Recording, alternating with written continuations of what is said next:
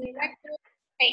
So, ito is another statistics that shows kung gaano kalaki yung difference or yung digital divide when it comes to the usage of internet or what we call as internet penetration. So, ang highest when it comes to the different continents is still North America.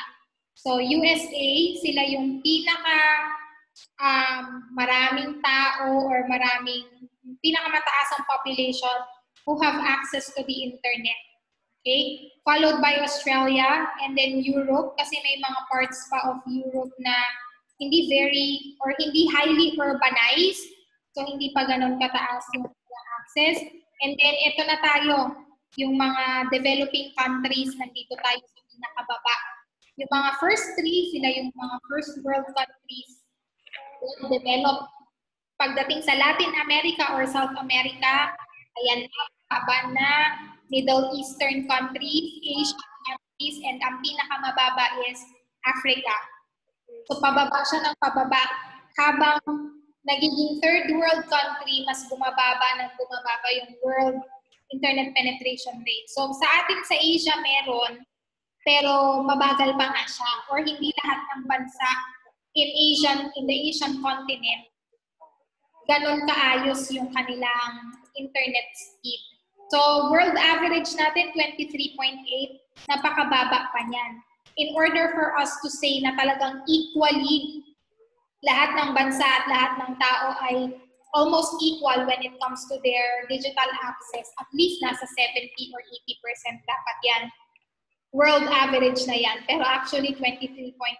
Kasi merong sobrang taas at meron namang sobrang baba. So, yan yung tinatawag natin na digital divide. Okay. Let's skip this. Ito naman pala yung mobile phone. Okay. So, paggamit naman ng cellphones or yung dami ng population ng mga tao na meron ng cellphone. So, again, katulad nung bar graph or yung line graph kanina when it comes to the internet, yung well-developed countries, yung mga first world countries such as Europe, North America, Australia, sila yung matataas. Sila yung matataas or marami yung mga tao na talagang may access na or meron ng mobile phones. Ay umabot na sila ng 97. So, ibig sabihin, 97% of their population meron ng mobile phones. And you can contact them, you can communicate with them using their mobile phones. Compared to developing countries such as the Philippines, eto tayo, yung kulay red, 45% pa lang ng population natin ang talagang merong mobile phones. So, hindi pa rin ito majority. Majority pa rin, 55%, limited yung access sa mobile phones. Or kung meron mang mobile phone, hindi pa yung katulad ng mga cellphones ninyo na touchscreen. So, napakalaki ng difference from 97% to 45%. Okay? And there are other factors. Inisa-isa na natin yan kanina. So, sabi nga natin, ano nga bang dahilan bakit meron tayong tinatawag na digital divide? And part of that is itong mga to. Yung tinatawag natin social factors, cultural factors, economic factors, and other factors. So, syempre, economic factors, ito yung socio-economic status. Or pag sinabi natin, syempre, pera talaga ang usapan dito. Okay? So, ang sabi dito, mas mataas ang income, mas malaki ang kanilang paggamit ng technology. 65.5% ng gumagamit ng mga internet at yung mga very confident in using the internet and other technology, 65% of them come from high-income families. So talagang pera ang isa sa mga factors kung bakit meron tayong or adept tayo in using the technology. Susunod niyan yung lower middle income, 21.5% of internet users come from lower middle income families. Ang low income talaga sila yung pinakamababang user. So in their case, talagang gamit ang problema nila. Wala silang gamit at wala silang skills doon sa mga gamit na yun. Okay, so ito yung tawag dito, internet users and broadband users, kinumpare na nila. So kung mapapansin ninyo, internet users, nandito pa rin sila sa high income. Pero pagdating sa broadband, high income pa rin. So in both case talaga, mas malaki ang kinikita mo, mas exposed ka dito sa mga technology na to. Mas nagagamit mo yung internet, mas informed ka kasi, mas informed ka kasi nagagamit mo siya. Okay? Compared dito sa mga walang gamit, hindi talaga nila ma-access yung mga information na available on the internet. Okay? Here naman, kinompare nila in terms of gender. So sabi ko nga sa inyo kanina, aminin na natin sa hindi, meron pa ring difference when it comes to gender. Hindi nyo man pansin ngayon kasi sa loob ng klase ninyo, halos lahat kayo merong cellphones, pero actually pag nag-take sila ng statistics, meron pa ring difference. So in the United Kingdom, medyo maliit yung difference. 63.6% of men have access to the internet compared to 55% of women. So difference-wise, medyo maliit. Okay? Pero meron at meron pa rin. So kahit sa ibang bansa, Italy, ito ang malaki. 41.7% sa lalaki may internet access, pero ang babae, 21.5% lang. So ibig sabihin, nasa kanila pa rin yung mga ideology na ang babae ay para sa bahay lang, so hindi nila kailangan ng internet access. In Singapore, men 47.2%, ang women ay 34%. So medyo maliit yung difference, pero meron at meron pa rin in terms of gender. Okay, sa Philippines, I think may difference or may gap, pero medyo maliit in terms of gender. Ang malaki sa atin sa Philippines ay in terms of economic status. So yung monthly income. Okay?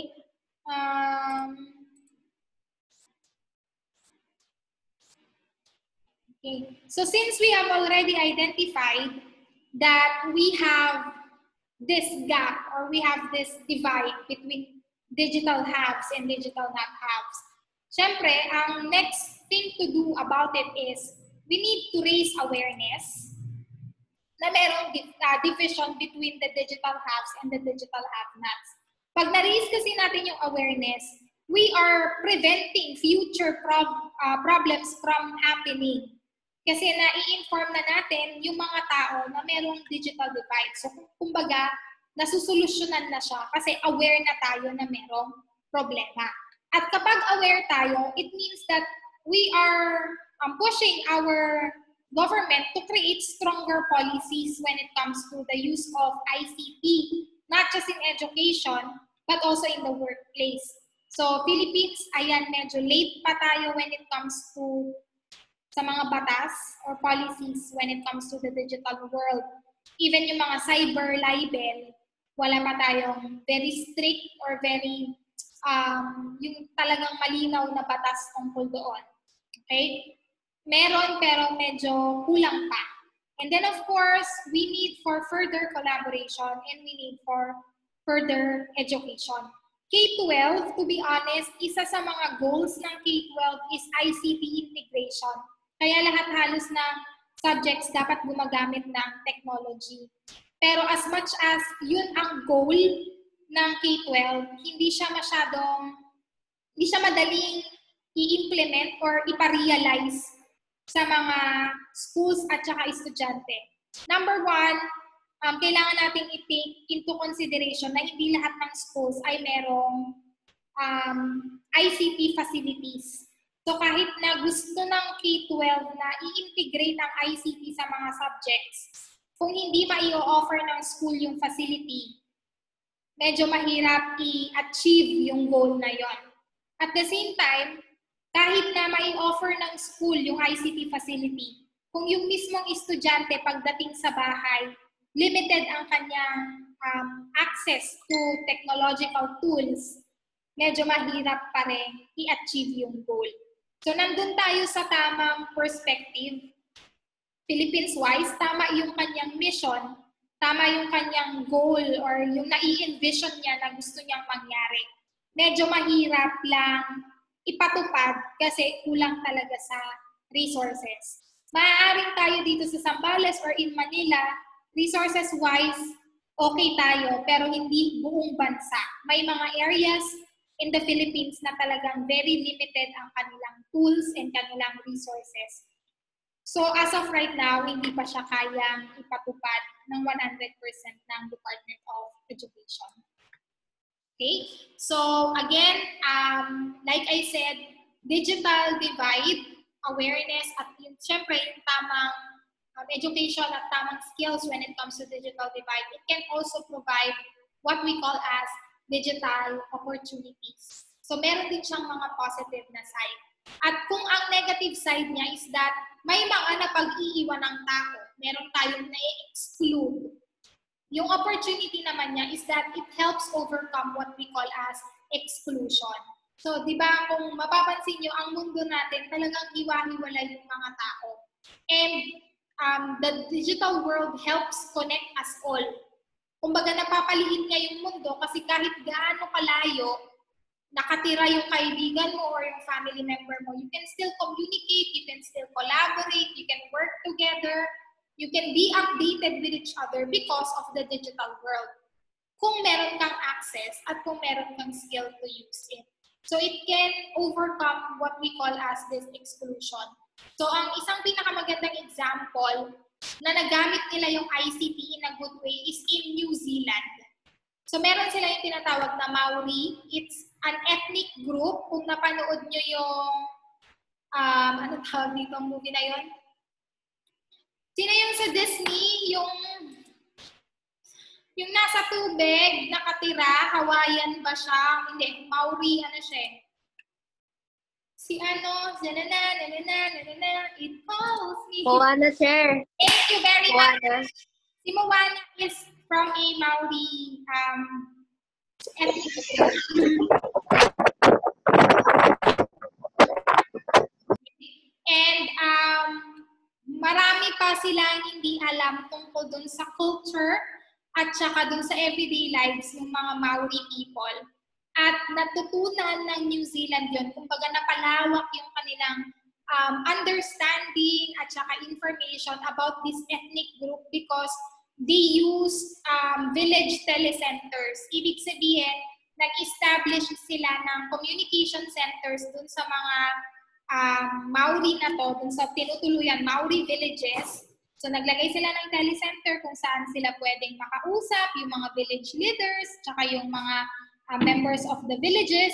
Nakakausap nila, nakakapag-share sila ng experiences, kung may tanong sila, kumbaga na ipapaliwanag ng maayos. So nagkaroon sila ng deeper understanding of the Maori culture, the traditions, yung beliefs ng mga grupong yon, ng ethnic groups na yon, because they were able to use this technology in a good way. So this was in New Zealand. Okay? So pwede pa rin pala na hindi naman pala kailangang maglakad ni Cara David ng ilang araw para makapunta sa mga binukot. So pwede rin pala tayong mag-establish ng tinatawag nating telecenters dito sa mga binukot tribes na to para mas marami pa tayong matutunan sa kanila. Kumbaga yung idea or yung knowledge natin about their group mas mapalawak pa. So it can provide what we call as opportunities. Okay? So again, this digital technology will affect our society hindi lang ngayon na may pandemic at nag-aaral kayo online, but it actually affects us in a lifelong, matagal, permanent span. Kasi hindi na tayo darating dun sa point na wala na tayong computer. So in the future, you can expect na we will be more and more digitally advanced. So magpo-progress yan. So habang nagpo-progress ang digital world, mas marami ang mas naiiwanan if we do not address the issue of digital divide properly.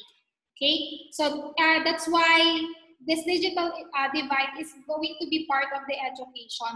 Kasi you have to be prepared for a world na kung sa tingin nyo advanced na kayo ngayon, mas advanced pa in the future. And you have to adapt to these changes. Hindi pwedeng at your age na pag-iiwanan na kayo digitally. And you have to anticipate na even after you finish education, when you go to the professional world, hindi mo iiwanan ang ICT. Gagamitin at gagamitin mo pa rin siya. And of course, it emphasizes the need for everyone to continually update. So even us, ayan sila Dr. Magrata, isa sila dun sa mga examples, sa mga tao na they understand the importance of updating and adapting sa kung ano yung kailangan ng situation or ano yung kailangan ngayon. So kung ito yung need for the digital world na kailangan ang teaching is done online, we really need to update ourselves and we really need to be able to adapt to these changes. Kaya nung summer, halos lahat ng teachers, they are attending a lot of seminars kasi they need to update themselves. Paano gumamit ng Zoom, paano gumawa ng Google Classroom, paano gumamit ng Google Forms, Google Documents. Kung hindi mo familiar yun, kailangan mo siyang aralin kasi hindi pwedeng gagamitin mo siya tapos ikaw mismo, hindi ka confident na gamitin yung mga bagay na yun. So it's a continuous learning, continuous update. So kayo din, di ba nung orientation ninyo, hindi naman lahat marunong gumamit ng Zoom, hindi naman lahat marunong gumamit ng Google Documents, but you need to learn. You need to update yourselves. Kailangan ninyong matutunan na ang pagpapasa ng project ngayon, ginagawa na talaga sa email or ginagawa na sa LMS. Yung LMS natin, available na. So, pwede na siyang gamitin siguro starting ng second quarter. Okay, finally, di ba? Ang late nila, di ba? So, yung mga ganyan, hindi tayo pwedeng mapag-iwanan ng mundo. So, kailangan natin makipagsabayan. Okay? And now this will be one of my questions na iiwanan sa inyo. Do you see digital divide in education or do you see digital divide in your everyday community? Because this will be a part of what will be your performance task for this, for this first quarter. So let me just share. I will be giving you a copy of this instruction. So, share ko na lang siguro sa group chat. So, the instruction is this. Okay? So, imagine that you are a group of students and you were given the task by the Philippine Department of Information and Communications Technology or DICT to conduct a symposium or a talk show that aims to raise awareness on what is media, its various forms, and the different media issues, focusing on digital divide, cyber addiction, and cyberbullying. Okay, so what you will be doing or what you will be producing is a symposium or a talk show. So mamimili kayo kung ano yung magiging topic ninyo. It's either digital divide, cyber addiction, or cyberbullying. So tatlo ang magiging option ninyo. So for this performance task, you will be doing it in groups, hindi siya individual. So you can form a group of 3 or 4 members. Minimum 3 members, maximum of 4 members. And I will allow you to choose who will be your group members. And I am giving you the opportunity to work with students from the other strand. So kung ang gusto ninyo is combination of ABM, GAS, and STEM, walang problema. Kung gusto ninyo puro STEM, wala rin problema. Pero if you want to be in a group na, kumbaga, ano kayo, yun, combination kayo, okay lang din. So kayo na ang mamili as long as minimum of 3, maximum of 4. So kung sino yung pipiliin ninyong group members, bahala na kayong mag-decide. So later on, mag-usap-usap na lang kayo kung sino.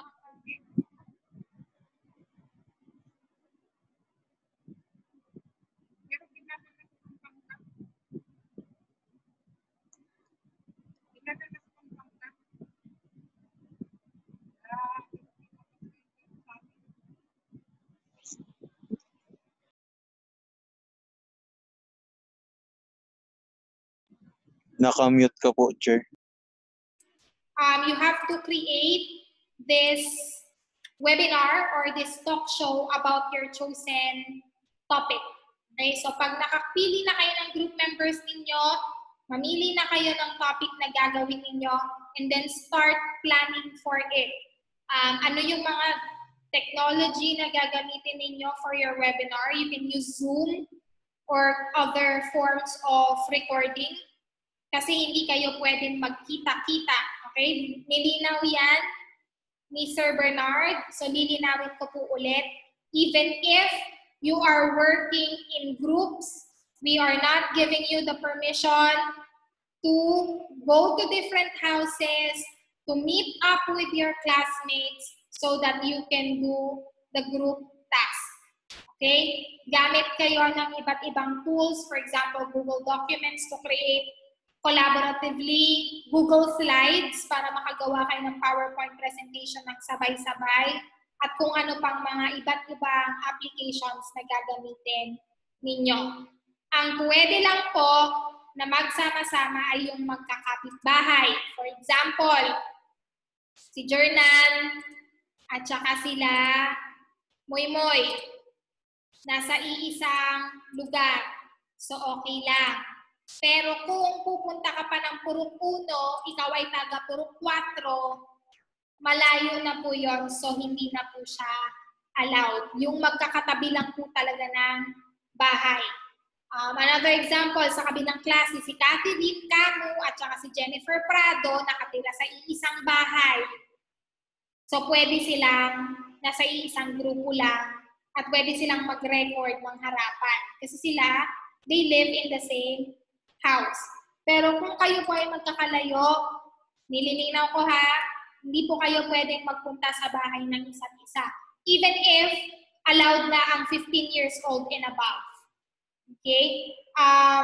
As much as possible, they are allowing you to go out, pero hindi para maggala-gala.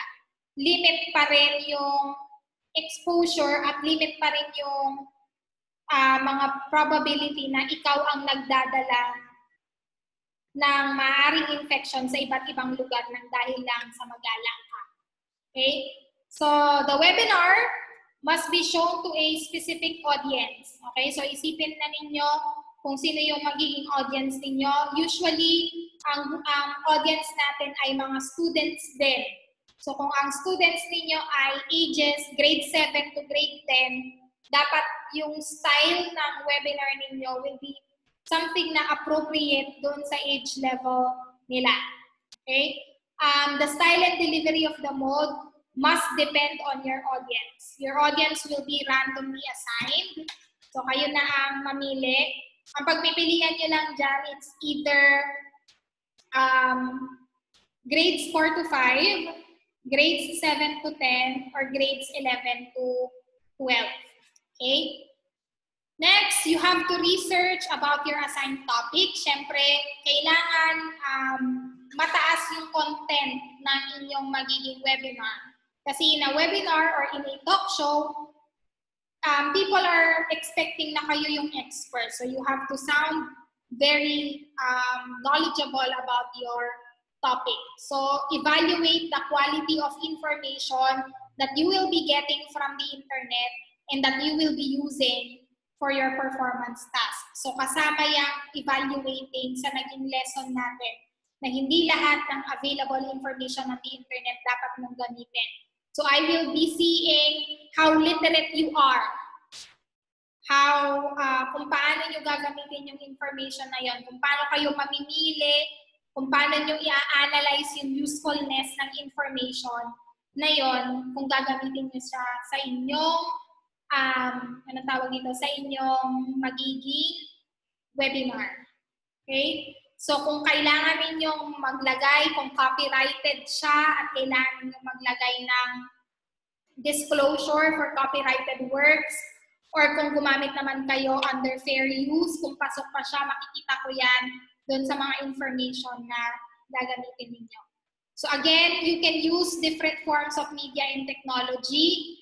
Hindi limited sa PowerPoint presentation ang magiging webinar. Pwede kayong gumamit ng video presentation. Pwede kayong mag-role-playing, gumawa kayo ng jingle, commercials. Pwede kayong, kunwari, may commercial ng Tide doon sa inyong webinar, pero syempre copyrighted yung Tide. So, i-recreate ninyo yung commercial ng Tide. Kunwari kayo yung naglalaba at kunwari may Tide kayo. Pwede kayong mag-news reporting, pwede kayong maglagay ng music video interpretation. So, you can be as creative as you can in your in presenting your topic, as long as kailangan informative siya. You have to be creative to make your presentation as interesting to your audience as possible. Okay? So sabi dito, no matter how informative your webinar is, kung hindi na interesting sa audience, hindi na sila makikinig. Okay? Because I will be showing your output doon sa inyong audience. So pag sinabi ninyo ang audience ninyo ay senior high school, ipapanood ko siya sa inyong mga audience. At sila ay magiging part ng grades ninyo. So gigradean nila kayo kung interactive ba, kung masaya ba yung naging presentation ninyo, kung informative ba, kung inantok sila sa presentation ninyo. They will be grading you. So as much as you can, you have to make it interesting. So gamit kayo ng iba't ibang uri ng presentation para hindi mawala yung attention nila sa inyo. Okay? So the overall webinar will be 15 to 20 minutes long. Sige, bababaan ko na. Gawin na natin 10 to 15 minutes long na lang. Para hindi masyadong mahirap sa editing ng part ninyo. So again, 10 to 15 minutes na lang po. Sino po yung nagsasalita? May tanong po? May tanong daw. Hello? Sir, may tanong daw. Yes po. Mahina ate. Medyo lakasan natin. Sir, may tanong daw po sir. Rosemary, type mo na lang. Rosemary, type mo na lang kasi hindi marinig. May static. Hindi na namin maintindihan.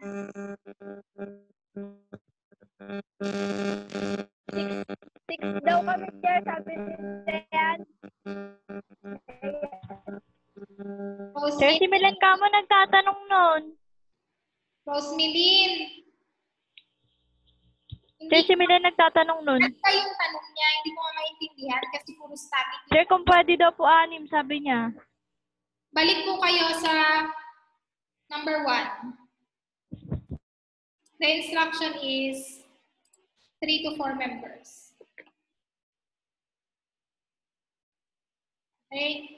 So, palitan nyo na to, 10 to 15 minutes na lang yung webinar. So, minimum of 10. Kung meron kayong commercial na gagawin, malaking kabawasan yun dun sa part na pwede kayong magsalita. Pero wag din naman na puro commercial na lang, tas 1 minute na lang yung inyong talk show. Okay? So, again, it will be uploaded on YouTube and then pakisubmit yung link sa akin. So, I will be giving you 3 weeks for this. Okay? So, ngayon ay October 22. So, I will be waiting until, wait lang ha. So, I will be waiting until November 15 for this. Okay? So, 3 weeks to do it. 1 week ng October and then 2 weeks ng November. So, November 15 ang ating due date for this. Meron bang magkakaproblema sa 3 linggo? Hindi ko na sinama yung holiday doon ha. Kung tutuusin, almost 4 weeks siya. Pero binibilang ko yung 1 week na holiday. So, 3 weeks to do it. Okay ba tayo sa 3 linggo? Okay po, Chair. Okay. Okay. So, 3 weeks to do it. I'm assuming na tapos naman na yung ibang performance task niyo sa ibang klase. So, at least pwede na. Ito na lang. And then, answer some of these questions. What is your issue all about? Tungkol saan ba siya? kung cyberbullying yung inyong topic, then you really have to present ano nga ba yung cyberbullying. Ano yung mga factors that causes this issue? How does this affect the society? Okay? So I will be sending this document sa inyo para may copy kayo nitong ating performance task.